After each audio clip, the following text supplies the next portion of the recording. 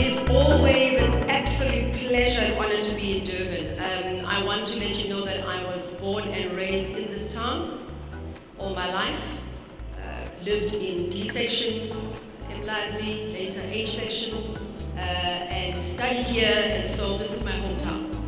The road traveled for most entrepreneurs is littered with diverse challenges, steep learning moments, rewarding achievements, too many failures to count, and a general sense of craziness. It's clear to me that Durban is raging forward in creating a lot of entrepreneurs, and that is amazing. But I think it's very important to recognize that whilst we all may want to be out there, it is not necessarily a space that we all can be out there in. Entrepreneurs still need other people to do business with. We still need people in government. We still need people in municipalities. We still need people in corporate SA. And so for me, what I want to empower you with is that when you honestly look at what an entrepreneur loves, you need to love risk. You need to embrace sacrifice. You need to be a person who understands diversity. You need to be an individual who is totally and utterly open to failure. You need to be super confident with a slight ego to match it. So you can imagine as a business person, as we're all sitting here, if you don't have money to trade, if you don't have the collateral, and someone is able to recognize something like the status or the profile of your business, and that is the trading partnership that you go into, we use that.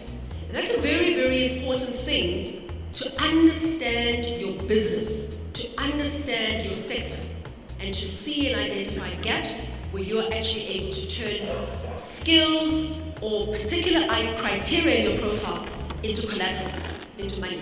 If you're going to be an entrepreneur, you better go big or go home. Because the reality of it is, and when I say go big or go home, ladies and gentlemen, I'm not talking about size. I'm talking about go big with your commitment or go home. The entrepreneur's story is not a stereotypical story of individuals. You are not stereotypical human beings. Entrepreneurs have to find solutions and gaps. And one of the first gaps that I found was most of our successes and our solutions we found out of very adverse situations. So when you actually go through adversity, please, entrepreneurs and closet entrepreneurs, that is a good thing to go through. Do not take those moments of adversity and difficulty as moments where you cannot learn. The most successful people out there in the world have not become successful because they wanted to make money. They become successful because they have a passion and they have commitment to it. And so what I will say to you is that the best opportunities come to those who work hard for them. There is just no way that you are going to achieve without appropriate planning and hard work. Planning is a very powerful tool as an entrepreneur. Information is power. Know what you are doing and perfect your plans, even your disaster plans. Perfect them. Know how you're going to exit a bad transaction. Know how you're going to provide additional collateral should a disaster take place. Have 6 months of income in your business, and this is a difficult one, very difficult one from a cash flow perspective. Have a buffer in your business that could allow you to carry you through the darkest days, or even in your personal capacity. You need to be able to institutionalize your knowledge. What do I mean by that? Information is power. The moment you research and understand your business, please don't let it sit in the founder's brain. Please share that knowledge. As a founder, as a person who started your business, the most important thing that you could ever do is to write it down and put it on paper. Even down to policies and procedures. It is absolutely critical in a business to be able to pass on knowledge. Because becoming an expert should not be that the expert is an individual. The business is the expert. The people deliver the service or the knowledge. And if only one of you knows that knowledge, what good is that for the business? Being authentic, developing ideas, innovation, technology.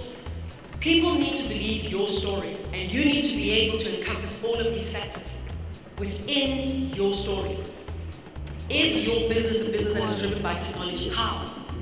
How are you actually innovating that particular area of your business?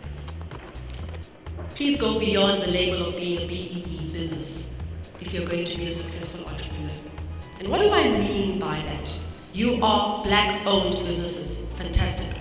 It's a criteria, you've achieved it. But achieve one thing more than that. Create sustainable businesses that go beyond BEE. One day BEE will not be there. And you need to have businesses that have got additive value chain opportunities. You need to nurture partnership and relationships. As I conclude, I would like to say to you, every single one of you sitting in this room, that the most important thing to understand about being an entrepreneur is that at the end of the day, it actually starts with you.